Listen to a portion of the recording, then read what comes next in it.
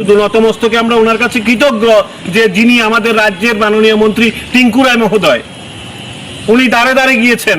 সাবকথার পক্ষ থেকে আমাদের মাননীয় মন্ত্রী টিঙ্কু রায় মহোদয়ের কাছে আমি গিয়েছিলাম। উনি আমাকে আশ্বাস দিয়েছেন এই ফ্যামিলির পাশে দাঁড়ানোর। পাশে দাঁড়িয়েছেন তিনি। ইনি ওর চিকিৎসার জন্য, শুভশ্রীর চিকিৎসার জন্য, চোখের চিকিৎসার জন্য 1 লক্ষ টাকা উনি দিয়েছেন।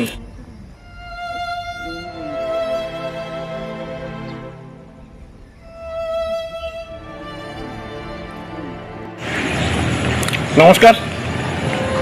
আমরা সাবকথার পর্দায় আজকে যেই একটা 3 জন এখানটা দাঁড়িয়ে রয়েছে দেখতে পাচ্ছেন, অজয় দেবনাথ, শুভশ্রী দেবনাথ, ওর মা এখানটা দাঁড়িয়ে রয়েছে। একটা বিধ্বস্ত ফ্যামিলি, কিচ্ছু করার নেই। কেন জানেন? এই যে অজয় দেবনাথকে দেখতে পাচ্ছেন, উনি চোখে দেখেন না, চোখে দেখতে পান না, অনেকটা আন্দাজের উপর ওনাকে চলতে হয়। আর এইটাই তো দুঃখের বিষয়, ওনাদের যে মেয়ে রয়েছে শুভশ্রীর বয়স মাত্র 6 বছর। এই মেয়েটা চোখে দেখতে পায় না, স্কুলের পড়াশোনা, আক্ষরিক যে জ্ঞান, সেই আক্ষরিক জ্ঞান নিতে পারছে না শুধুমাত্র দৃষ্টিশক্তির কারণে। তাহলে বাবার এই অবস্থা, মেয়েটার এই অবস্থা। পাশাপাশি ওনার যে সহধর্মিণী রয়েছেন, ওনার গলাতে একটা টিউমার রয়েছে, সেটার চিকিৎসা প্রয়োজন। তাহলে বুঝুন, একটা ফ্যামিলির উপর যদি এমন ধরনের একটা বিপদ নেমে আসে, তাও একদিনের নয়। এই ক্ষেত্রে আমরা নতমস্তকে কৃতজ্ঞতা জানাচ্ছি। মানে কি বলবো, আমরা ওনার কাছে কৃতজ্ঞতা নয়, শুধু নতমস্তকে আমরা ওনার কাছে কৃতজ্ঞ যে যিনি আমাদের রাজ্যের মাননীয় মন্ত্রী টিঙ্কু রায় মহোদয়, উনি দাঁড়ে দাঁড়ে গিয়েছেন। সাবকথার পক্ষ থেকে আমাদের মাননীয় মন্ত্রী টিঙ্কু রায় মহোদয়ের কাছে আমি গিয়েছিলাম। উনি আমাকে আশ্বাস দিয়েছেন এই ফ্যামিলির পাশে দাঁড়ানোর। পাশে দাঁড়িয়েছেন তিনি। ইনি ওর চিকিৎসার জন্য, শুভশ্রীর চিকিৎসার জন্য, চোখের চিকিৎসার জন্য 1 লক্ষ টাকা উনি দিয়েছেন। এই যে চাইল্ড প্রোটেকশন কমিটি এবং চাইল্ড লাইন যে CWC যারা রয়েছেন, অক্লান্ত পরিশ্রম করেছেন এই মেয়েটাকে সাহায্য করার জন্য, এবং শেষমেশ আমরা সফলতা পেয়েছি।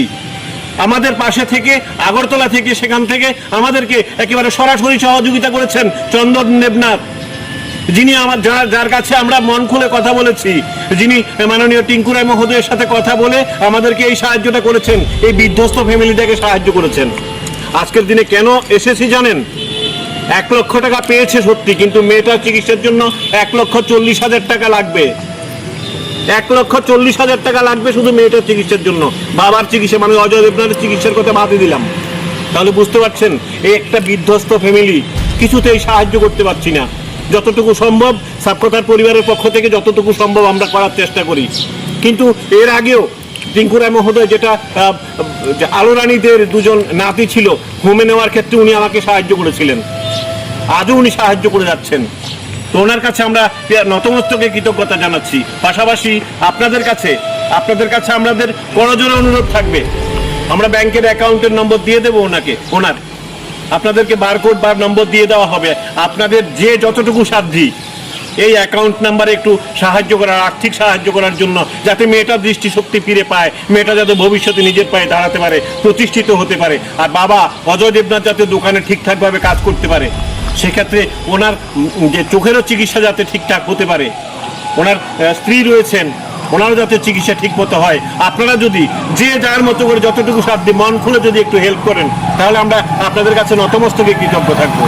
সবসময় সাহায্য করেছেন, সহযোগিতার হাত বাড়িয়ে দিয়েছেন। আরেকটা অনুরোধ রাখছি, এই ফ্যামিলির জন্য যদি আপনারা একটু কষ্ট করে যে যার যতটুকু সাধ্য যদি একটু সাহায্য করেন, তাহলে ওনারা যেমন কৃতজ্ঞ থাকবেন, আমরাও সাবকথার পরিবারের নিকট থেকে আপনাদের কাছে কৃতজ্ঞ থাকবো।